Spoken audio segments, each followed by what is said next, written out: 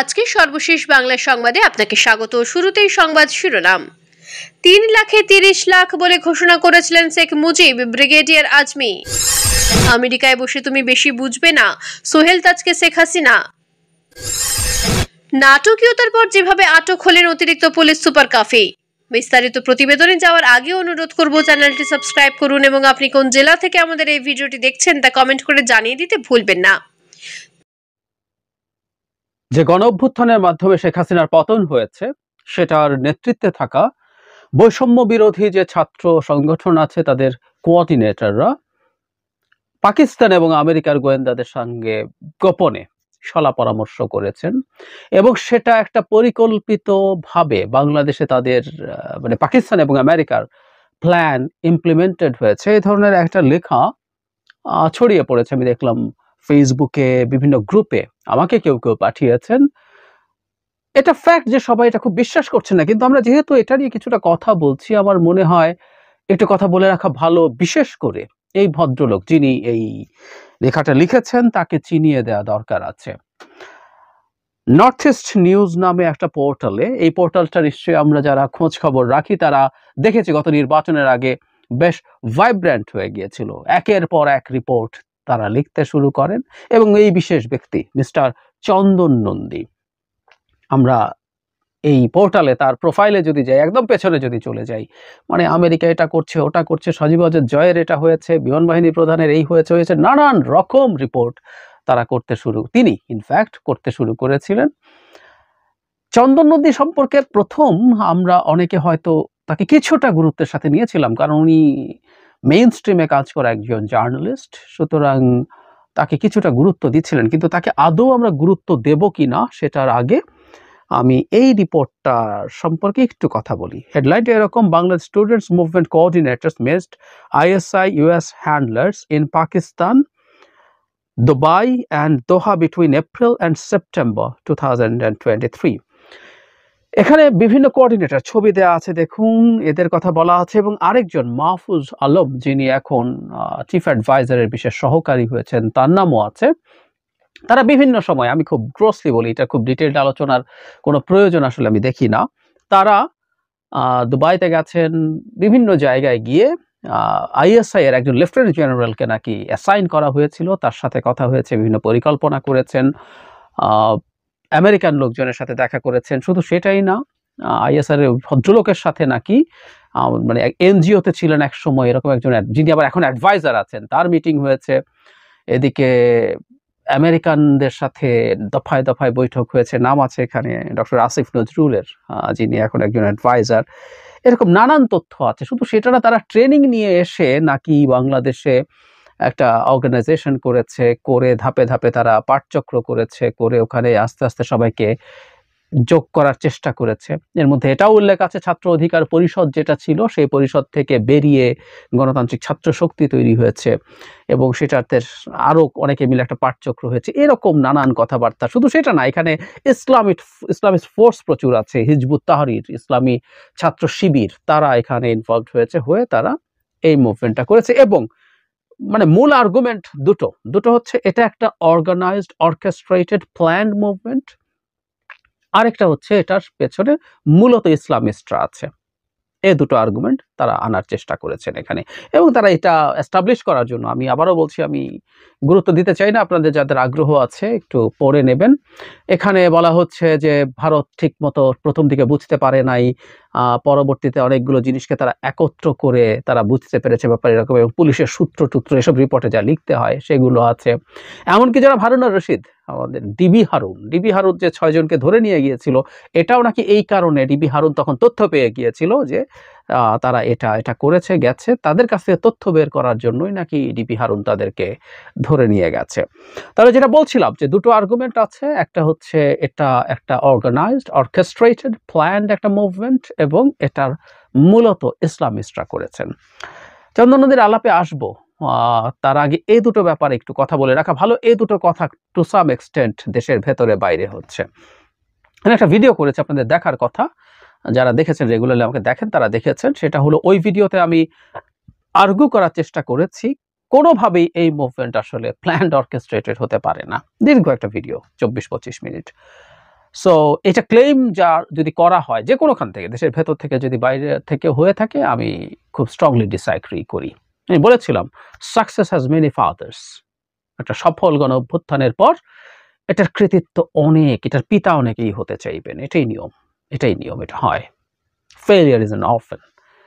Fail করলে তখন আর দেখা যেত এই অর্কেস্ট্রেটেড প্ল্যান ইত্যাদি ইত্যাদি আসতো না। সো এটা ভুল।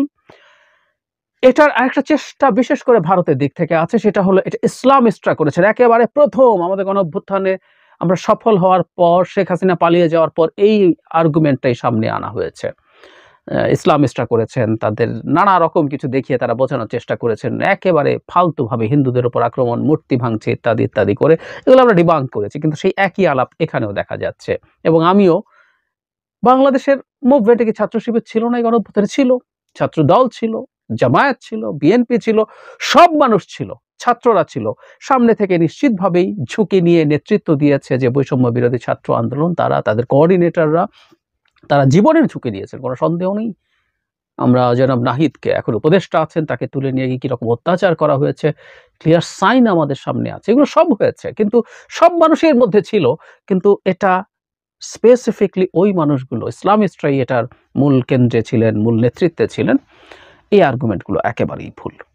কিন্তু যে কথাটা বলছিলাম, চন্দন নন্দীকে আসলে এই ভিডিও করার উদ্দেশ্য হচ্ছে চন্দন নন্দীকে চিনিয়ে দেয়া। 3 লাখে 30 লাখ বলে ঘোষণা করেছিলেন শেখ মুজিব। ব্রিগেডিয়ার আজমি আয়নাঘর থেকে বের হয়ে গণমাধ্যমের সঙ্গে কথা বলেছেন বাংলাদেশ সেনাবাহিনীর সাবেক ব্রিগেডিয়ার জেনারেল আব্দুল হালিল আমান আজমি। আজ মঙ্গলবার বেলা 11টার দিকে তিনি ভার্চুয়াল সংবাদ সম্মেলনে উপস্থিত হয়ে বর্ণনা করেন তাকে আটকে দিন কেমন আচরণ করেছিল সাদা পোশাকের বিশেষ বাহিনী। বর্ণনা করেন কিভাবে কাটিয়েছেন আয়নাঘরে। একই সঙ্গে অন্তর্বর্তী সরকারের কাছে বেশ কিছু দাবি তুলে ধরেন। কয়েকটি দাবির মধ্যে রয়েছে মুক্তিযুদ্ধ নিয়ে বাংলাদেশের সঠিক ইতিহাস যেন জনগণের মাঝে তুলে ধরা হয়, জাতীয় সঙ্গীত যেন নতুন করে লেখা হয়, দেশের সংবিধান যেন নতুনভাবে লেখা হয়, যারা দেশকে নতুনভাবে স্বাধীনতা এনে দিয়েছে তাদের যেন সম্মানিত করা হয়। 1971 সালের মুক্তিযোদ্ধা নিয়ে ব্রিগেডিয়ার আজমি বলেন, শেখ মুজিবুর রহমান কোনো রকম জরিপ ছাড়াই মুক্তিযুদ্ধের শহীদের সংখ্যা প্রকাশ করেন। একটা যুদ্ধে কত মানুষ মারা গেলেন তার কোনো সঠিক সংখ্যা জাতি এখনো জানে না। শহীদদের সংখ্যা নিয়ে একটা জরিপ হয়েছিল উল্লেখ করে ব্রিগেডিয়ার আজমি বলেন, একটা জরিপ হয়েছিল যেখানে 2,85,000 শহীদের সংখ্যা জানা গেলেও শেখ মুজিবুর রহমান 3 লাখ বলতে গিয়ে 3 মিলিয়ন বলেন। সংবাদ সম্মেলনে ব্রিগেডিয়ার আজমি বলেন, বাংলাদেশের জাতীয় সঙ্গীত যেন নতুন করে লেখা হয়। বর্তমানে যে জাতীয় সঙ্গীত চলছে তা করেছিল ভারত। দুই বাংলাকে একত্রিত করার জন্য করা হয়েছিল জাতীয় সঙ্গীত। বাংলাদেশ স্বাধীন হয়েছে, তাই বাংলাদেশের জাতীয় সঙ্গীত নতুনভাবে হওয়া উচিত। প্রিয় ভালোবাসার দর্শক, শেখ হাসিনা হিটলার নাকি উন্নয়নের রূপকার? আপনার মূল্যবান মতামত কমেন্ট করে জানিয়ে দিন। এদিকে আরেকটি আলোচিত নিউজ হচ্ছে, আমেরিকায় বসে তুমি বেশি বুঝো না, সোহেল তাজকে শেখ হাসিনা। বিশ্বের ইতিহাসের সবচেয়ে নৃশংস মর্মান্তিক ঘটনার একটি বাংলাদেশের পিলখান ট্র্যাজেডি বা বিডিআর বিদ্রোহ। 2009 সালের 25 ও 26 ফেব্রুয়ারি বিডিআর বিদ্রোহের ঘটনায় 57 জন সেনা কর্মকর্তা সহ 73 জন নিহত হন। ওই সময় স্বরাষ্ট্রমন্ত্রী ছিলেন সাহারা খাতুন আর স্বরাষ্ট্র প্রতিমন্ত্রী হিসেবে সোহেল তাজ। অভিযোগ ওঠে পিলখানা ট্র্যাজেডির ঘটনার পরিকল্পনায় যুক্ত ছিলেন সোহেল তাজও, যদিও সোহেল তাজের পক্ষ থেকে দাবি করা হয় ঘটনার সময় তিনি দেশের বাইরে ছিলেন। তাজ আরও বলেন, আমি তখন স্বরাষ্ট্র প্রতিমন্ত্রী ছিলাম, কিন্তু ঘটনার সময় আমি আমেরিকা ছিলাম। আমার মেয়ের জন্মদিনও ছিল আর আমার ঘনিষ্ঠ একজন আত্মীয়ের হার্ট সার্জারি হচ্ছিল নিউ ইয়র্কে। পিলখানার পাশেই আমার এক আত্মীয়ের অফিস। আমেরিকা ও বাংলাদেশের মধ্যে সময়ের ব্যবধান ছিল 11 ঘন্টা। রাত 11:30টার দিকে আমার ওই আত্মীয় কল করে বলেন, সোহেল এখানে তো অনেক গোলাগুলি হচ্ছে। তখন আমি বলি, গোলাগুলি মানে? তখন তিনি বলেন, গোলাগুলি মানে অনেক গোলাগুলি। তখন সঙ্গে সঙ্গে আমি ফোন দিলাম তৎকালীন আইজিপি নূর মোহাম্মদকে। ওনাকে বললাম, আইজি সাহেব পরিস্থিতি কি হচ্ছে ওখানে? ওসি বলেন, গোলাগুলি হচ্ছে পিলখানায়। আমি বললাম, গোলাগুলি হচ্ছে তো আপনারা কি করছেন? তিনি বলেন, আমরা তো আছি। কথা শুনে আমি বললাম, পুলিশ, র্যাব, আনসার, এবিপিএন সব ডাকেন, সবাইকে দিয়ে পুরো পিলখানা ঘেরাও দিন, মুভিং করতে হবে গুলি। উনি বলেন, আমরা তো মুভিং করছি, প্রয়োজনে সেনাবাহিনীকে ডাকার কথাও বলি। আমার কথা শুনে তখন আইজি আমাকে বলেন, স্যার মন্ত্রী মহোদয়ের সঙ্গে আছেন, তার মানে উনি আমাকে বলতে চাচ্ছেন আপনার কথা আমি মানতে পারবো না কারণ সিনিয়র আছেন। তখন আমি বুঝে গেলাম তিনি আমার কথা শুনবেন না কারণ আমার সিনিয়র আছেন। প্রিয় ভালোবাসার দর্শক, আপনি কোন দলের সমর্থক? আপনার মূল্যবান মতামত কমেন্ট করে জানিয়ে দিন। অন্যদিকে আরেকটি গুরুত্বপূর্ণ নিউজ হচ্ছে, নাটকীয়তার পর যেভাবে আটক হলেন অতিরিক্ত পুলিশ সুপার কাফি। ঢাকা জেলার অতিরিক্ত পুলিশ সুপার মোহাম্মদ আব্দুহিল কাফিকে আটক করা হয়েছে। ঢাকা হযরত শাহজালাল আন্তর্জাতিক বিমানবন্দর থেকে ডিবি পুলিশের একটি দল থেকে আটক করে। গত 5ই আগস্ট ঢাকার আশুলিয়া ছাত্র জনতাকে হত্যার পর লাশ পোড়ানোর অভিযোগে তাকে আটক করেছে ঢাকা মহানগর গোয়েন্দা পুলিশ। সোমবার তার পালিয়ে যাওয়ার খবর পায় আইন শৃঙ্খলা বাহিনী। দিনভর চেষ্টার পর রাত 10টার দিকে তাকে বিমানবন্দর থেকে আটক করা হয়।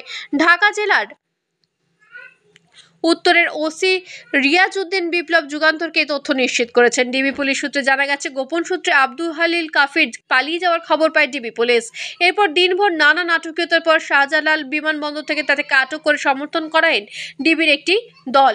কাফির বিরুদ্ধে গুরুতর অভিযোগ রয়েছে উল্লেখ করে আইন শৃঙ্খলা বাহিনী জানায়, তিনি গত 5ই আগস্ট ঢাকার আশুলিয়া ছাত্র জনতাকে হত্যার পর লাশ পুড়িয়ে ফেলার অভিযোগে অভিযুক্ত। গত 30 আগস্ট 1 মিনিট 14 সেকেন্ডের একটি ভিডিও সামাজিক যোগাযোগ মাধ্যমে ছড়িয়ে পড়ে। এই ঘটনায় আলোচনায় আসে আব্দুল হালিল কাফির নাম। ভাইরাল ওই ভিডিওতে দেখা যায় পুলিশ সদস্যরা রাস্তা থেকে মৃতদেহ একটা ভ্যানে ছুঁড়ে ফেলছেন। এক পর্যায়ে ভ্যান স্তূপাকার লাশ একটি প্লাস্টিকের ব্যানার দিয়ে ঢেকে দেন পুলিশ সদস্যরা। ভ্যানে তোলা এক ব্যক্তির লাশ শনাক্তের মাধ্যমে জানা যায় ঘটনাটি আশুলিয়ার।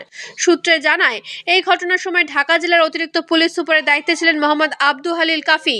পরে এই বিষয়ে কাফির এক সহকর্মী বক্তব্য দিয়েছেন গণমাধ্যমে। ঢাকা জেলা উত্তর গোয়েন্দা পুলিশের পরিদর্শক রিয়াজউদ্দিন আহমেদ বিপ্লব সংবাদ মাধ্যমকে বলেন, মূলত সেদিন আমরা কাফির নির্দেশে আশুলিয়া সড়কে পথ অবরোধ করে অপারেশন চালাই।